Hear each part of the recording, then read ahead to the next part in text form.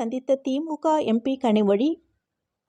பாராளுமன்ற உறுப்பினர் கனிமொழி தனது எக்ஸ் தள பக்கத்தில் டெல்லியில் பிரதமரை சந்தித்து எனது தொகுதி மற்றும் தமிழ்நாட்டிற்கான முக்கியமான பல கோரிக்கைகளை முன்வைத்ததாகவும், குறிப்பாக தூத்துக்குடி வ.உ.சி. துறைமுகத்தில் சரக்கு பெட்டக மாற்று முனையம் அமைப்பது குறித்து வலியுறுத்தியதாகவும், மேலும் தூத்துக்குடி விமான நிலையத்தை மேம்படுத்துவதற்கு அளித்த ஆதரவிற்காக பிரதமருக்கு தனது நன்றியை தெரிவித்துக் கொண்டதாகவும் குறிப்பிட்டுள்ளார்.